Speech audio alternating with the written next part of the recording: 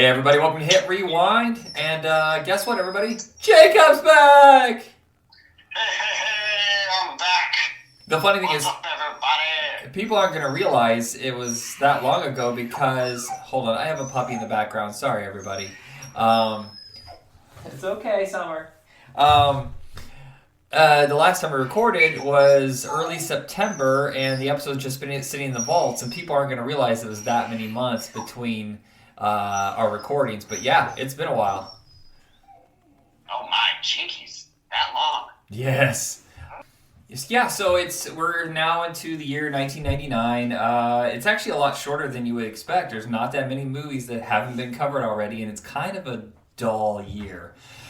While you're gone, we did do the Mummy franchise and the Matrix franchise, so that took them out of commission, but we still have some good movies left from 99. What is the first scene we're going to start from?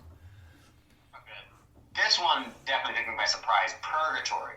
Now, Burns don't have as much of a hit as they used to, but this one in particular, I could not help but like.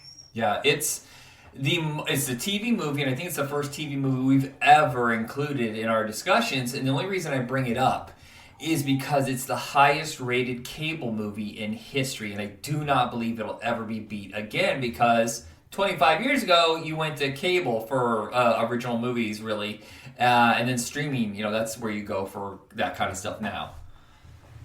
Oh, absolutely, yeah. And just the premise of this one, too. Again, a gang of outlaws trying to outrun, the law after a robbery. Yeah. Yeah. And then they end up in this quiet town, and one of the outlaws, I think, the main character we follow, ends up kind of recognizing some of the people within this town. Pretty much like an all-star roster Western people. Yeah, it's not just the characters. Yeah, the characters and the actors. High level for a TV movie. I was actually kind of surprised, but it's TNT, and back then they were premium. They were almost HBO level. Oh, absolutely. I mean, come on. I cannot get this out of my head. I can never forget this. It's the the NBA basketball advertisement they have with all the players just kind of playing around with that song. Tuesday, Wednesday, Thursday. Oh, yeah. Tuesday, Wednesday, Thursday. Yeah. TNT was all over the place. Yeah, TNT was doing the war movies and westerns that no one else was doing. Right. Oh. Now, as far as war movies, I mean, most of the stuff I went through was on HBO, and it was all released around this decade. Yeah, it was Saving Private Ryan. But the way this movie plays out, it just flowed so naturally. I mean, you had characters like Wyatt Earp, you had Billy the Kid, you had, again, all the biggest known gunslingers of the West. And basically this town is Purgatory. Yeah, it's kind of like almost like a rehabilitation for ghosts, like, for all the things they've done in their past, so they kind of make up for it. It's the guys who either were very on the edge of the law or flat out just. It feels like the ones that were bad were there for certain reasons, like Billy the Kid. He was young, his future was destroyed, so he gets a chance at redemption. It's not like a flat-out 100% bad guy kind of situation. Yeah, it's like they've done some bad, and, this is, how they're going to make up for it in the afterlife. If they're good, they go up into heaven. If they're bad, they go straight to hell. Yeah, you cannot pick up a gun, you cannot commit violence, and that's a big thing in this. And, of course, as Eric Roberts, the leader of the Outlaws, and Peter Stormare, they pretty much kind of realized that, they don't have guns, they're too nice, and they decided to take advantage until pretty much I forget his name, but the one who ends up defecting and helping the townspeople out, you're right, Brett. Them to take up arms. Yeah, it's kind of sad. His curse is that not only is his name Brad, but he also looks like a Kmart version of Brad Pitt. His name is Brad Rowe. He really didn't do a whole lot. This is probably his peak. He had just come off of doing season 4 of News Radio, and did a few theatrical films, but like usually really low budget. And this is kind of his most well-known stuff. Still acts, I think. But he'll never escape the shadow of, hey, that's the budget-friendly version of Brad Pitt. Damn, that does suck. Yeah. Well, he's good, but the real reason to stick around is fucking Sam Shepard. Oh my god, is he good? As Wyatt Earp, definitely. Yeah. Oh god. And was it Donnie Wahlberg's Billy the Kid, Doc Holliday's Randy Quaid, right? I feel like there's someone else in there. Yeah, I'm trying to remember. Oh gosh. Yeah, I can't remember. Jesse James. Yeah, so Jesse James is not really known as an actor. He's a songwriter who is kind of like the songwriter of the 70s and 80s. Most of the great songs by the Eagles, written by him. Oh, damn. Yeah. And then the whole thing, Peter Stormare, Eric Roberts, but it's like a who's who of like lower budget kind of bad guys too. It's just a lot of fun going, I know that guy, he was the bad guy in this, and he was the bad guy in that kind of thing. Oh, absolutely. Yeah, the showdown is absolutely fantastic, and the music's rousing. The reason why it's so successful, I think, is not only is it, Westerns were hard to find back then, especially a good one, but also that it tapped, over into another genre with the supernatural. Oh, yeah, that too. But I did love how it ended, for sure. Yeah. Billy the Kid and a few other townspeople did pick up arms, but, hey, that's an exception. They were doing it for something other than themselves. Right. So, yeah, they got a ride to heaven. Yeah, and Eric Roberts gets a shotgun to hell.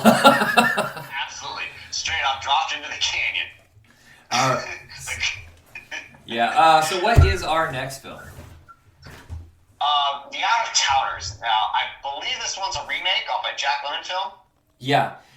Which is unbearable. My God, if you see, here's the thing: is me and my sister just discussed Fun with Dick and Jane, the one with Jim Carrey yesterday, and it's one of those where the concept was really interesting, but the people in it are fucking assholes, and that was kind of a thing in the '70s. It sure seemed like a lot of these movies, the people are pieces of shit, and they don't get their comeuppance like the way they do like in Bad Santa. Where it's just like you're supposed to pretend this is normal, this is okay. No, it's not. And that's why the Out of Towners remake, while much maligned and was unsuccessful, holy shit is it more likable. I mean, Jack Lemmon is my favorite actor of all time, but I wanted to fucking strangle him in the original. Oh, wow. Yeah. Yeah, I could not, honestly, I would not have figured that out if you, unless you told me. Yeah. If I didn't see it already. Yeah, I have it if you're ever curious, but also the antics are kind of ramped up in the remake where a lot of it is these long, drawn-out scenes of dialogue and where he's purposely just pissing people off. Whereas in the remake, Steve Martin and Goldie Hawn, first of all, they love each other. Their chemistry is so phenomenal compared to the original.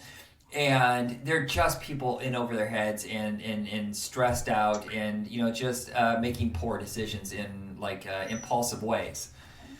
Oh, absolutely. Like when they're trying to sneak out of the hotel and just go down another floor just to avoid one particular hotel attendee they swindled. Yeah. They lost all their money. Mark McKinney. Yes, from Saturday Night Live and Kids in the Hall. Yeah. So you feel for them the whole time, and that their journey is just like, I get it. If I was in that place, I probably would do the same exact thing. I know. It's like, what other choice do we have? We have to get something to work. Yeah, and John Cleese almost steals this movie. It's insane how good he is. Oh, no, he was absolutely fantastic. And then when you come to find, and then when Goldie Hawn catches him in that hotel room singing Bad Girls dressed in drag, she's just like, and then she sneaks up one more time just to get another glimpse. And then she's straight up telling Steve Martin about it as he's hanging from that clock. Yeah. Well, and I love the fact that her character finally has some sense of agency where she's pissed. And nobody's going to fuck with her anymore. I love that sequence. Oh, absolutely. But, man, near the end, when Steve Martin gets arrested after the little public display.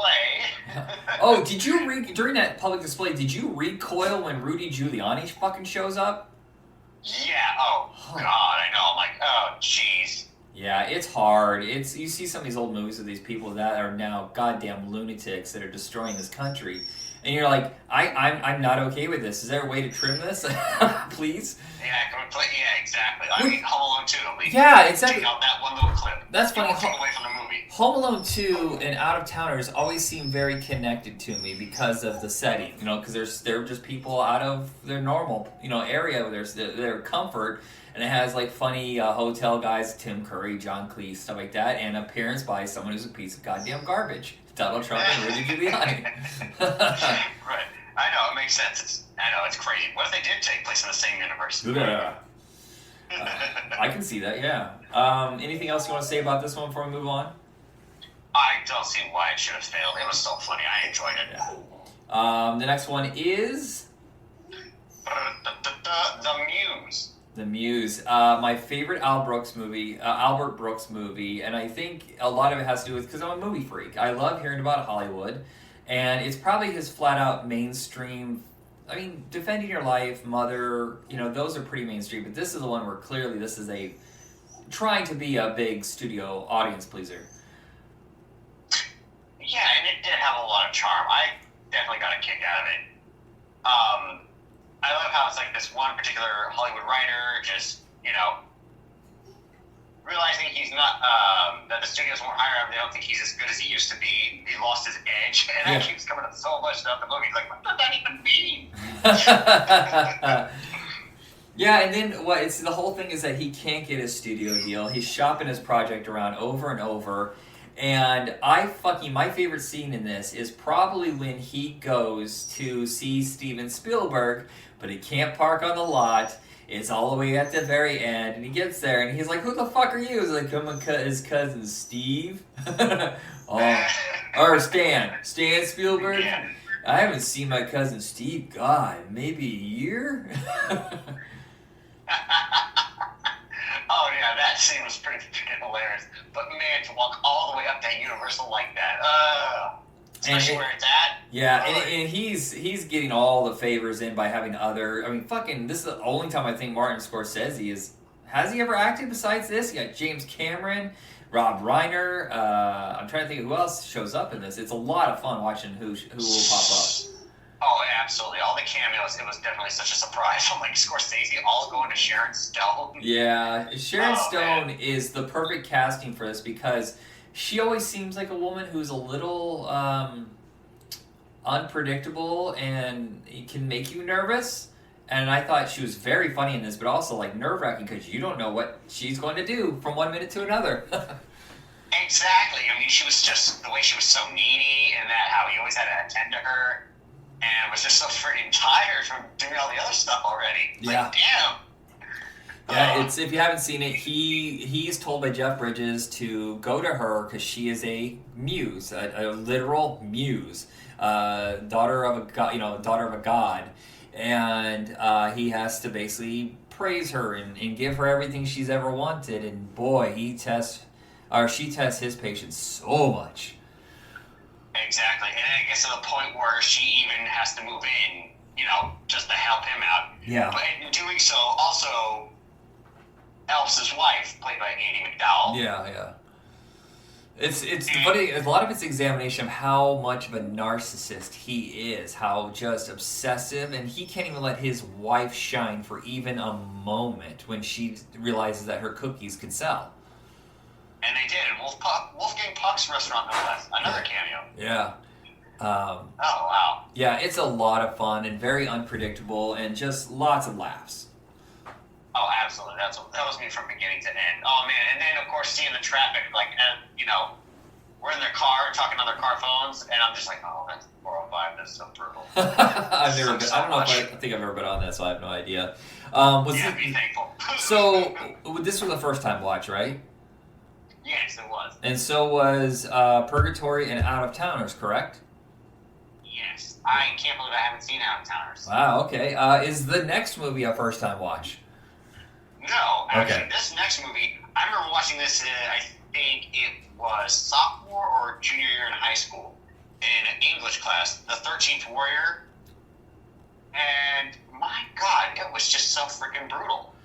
And I'm like, Antonio Banderas playing a Middle Eastern man, I'm like, Yeah. It's Hollywood. It's getting towards the end where you could get away with doing that. Now there's just no way. I would say probably by 2005, no fucking way does Antonio Banderas get cast in this. Now this was a torturous production. Do you know anything about it?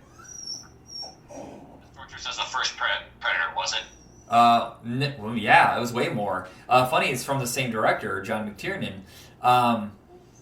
So what happened was it was done. It was ready to be released. They showed it to a test audience. They found it confusing, too dark, too brutal. And so they had to go do reshoots. Problem! Antonio Banderas was off shooting Mask of Zorro, and John McTiernan was unavailable because he was prepping the Thomas Crown Affair remake.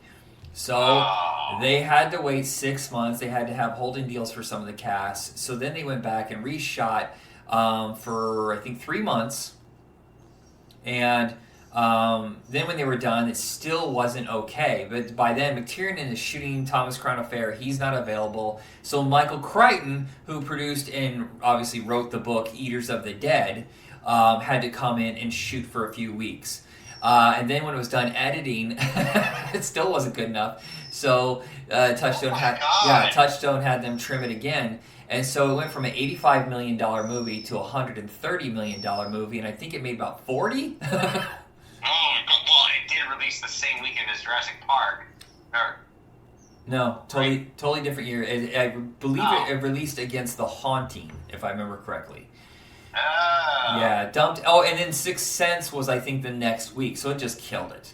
And okay. But this is like a huge cult film for dads. This is, and I'm not a dad, but I am dad age, and I fucking adore this movie. No, it was a pretty badass movie. It was very brutal. To me, it felt a little bit like Magnificent Seven meets Beowulf. Yes, absolutely. That is exactly what I was thinking. And the fact that it's so honorable about the Viking life, the Viking war, and to live and to live till you can have a grand death. Yes. And it was. Their camaraderie. I mean, there's a lot of no names in this. I barely recognize anybody, but it's really well cast. And they make them all unique characters, and they're all very likable. And the action just goes. It's really, they really build all these elaborate sets. And I think the only thing that disappointed me the first time I saw it, and as I've seen it more, I'm okay with it now, is I was disappointed there was no supernatural element. They weren't cannibals. They weren't like, wolf people or anything like that. They're just a very, very barbaric tribe. Exactly. That's what it was. So that's what really threw me off too, especially when Antonio Banderas stabs one, and then he ends up just like getting back up and tossing him. Yeah, and there's the witch in there too, so it's kind of questionable. But then you get to the end, you're like, you know what? Now as an adult, I'm like, it doesn't matter. It's about the fact that they saw that they had a chance, that they weren't beating demons, they were beating just very savage, tough men. Exactly, yeah. But they had a chance, yeah, exactly. And I'm glad that they changed the title. Originally, it was going to be released under the book name, Eaters of the Dead, but that sounds like a fucking cannibal or a zombie movie. Yeah, and I don't think that would have sold as well. No. And still didn't sell that very well. But yeah, it sat on the shelf. It was supposed to be released, I believe, summer of 97. Didn't come out to the end of summer of 99. God, man, that's ridiculous.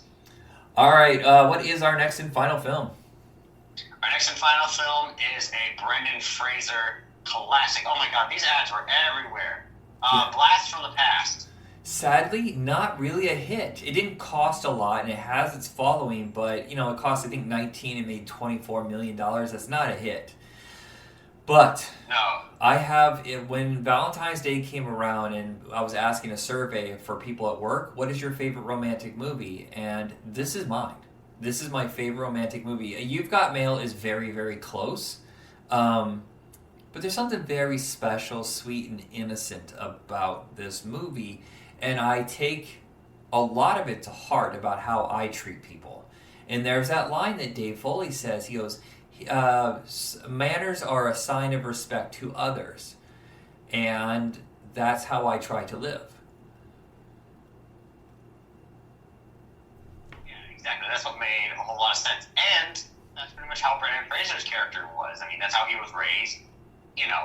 Of course, underground for 35 years of his life. Yeah, if you have not seen this movie, the plot breakdown is basically it's the Cuban Missile Crisis, which I was confused by. I thought they were in Florida. So why is the Cuban Missile Crisis so worrisome for a guy who lives in Los Angeles? Beyond me. But it's Christopher. Well, he was a little weird. Yeah, Christopher Walken it up. Absolutely goddamn hilarious in this, but also really heartfelt. He and Sissy Spacek give maybe the best performances of their career, which no one will ever talk about. And they think that their bomb is going to fall, so they get into their underground bunker, and a plane just happens to crash into their house, blowing up their house, covering up the bunker so no one knows that they're under there, and they're there for 30 years. And it becomes like a city block, and then a building over it, and the whole neighborhood around it completely, utterly changes. And then finally it opens up in 1999, and baby who was in his mother's womb at the time is Brendan Fraser, and now he's a grown man, and he has to go out to the world to find his Eve, his wife or whatever, and get supplies and come back to the bunker because they think it's the apocalypse. Exactly. Oh man, and that was just the hard. At the end is when they finally revealed to Christopher Walken and Sissy Spacek that again, there was no like nuclear holocaust or anything. They were just stuck underneath the bunker. Yeah. And go ahead. Alicia Silverstone in supporting cast was just great as ever. She was all over the 90s ever since Clueless. Yeah, it's who else is damn it. Nathan Fillion was in this too. Nathan Fillion, yeah, really early on in his career, but also Joey Slotnick plays the guy running the bar, the soda jerk who turns into like the religious cult leader that worships them. And then of course Dave Foley, I think I mentioned that earlier. He's really good. Mostly it's just those guys. Kids in the Hall member. Yeah, I just really love how sweet and pure and innocent and kind of a time capsule. Which is ironic. Not of the 60s. But of this era where you have the swing music and what Los Angeles looked like at that time. And it's just, I really enjoy the soundtrack, the look of it, the vibe that they have. It's so sweet. No, absolutely. And again, Brendan Fraser, you can't help but adore the man. He's the only one on the planet, I think, that could pull off the line, "Oh my lucky stars, a Negro." I know, like, Jesus. She's just like, wait, what? Well, the movie's very progressive. You see, this is 1999. We were not exactly open to drag shows. And gay people were still just like let's goof around with them. There were like jokes in Adam Sandler movies. And this one treats them 100% like normal everyday people that, need to be respected and they're just like us. And he never even questioned. You think that he would question it a little bit, like, oh, I didn't see that on the TV shows I was watching, but he's not, because it's not a thing to him. It doesn't bother him. He's just happy to see people happy. Exactly. He wasn't taught to be a homophobic prick. Right. All right, so that is the end of this episode. There was one other one I wanted to fit in, and I just forgot about it. We haven't seen it forever. Also, I'm a little weird about the actor right now, is Deuce Bigalow. Oh, yeah. Shit, I don't blame you.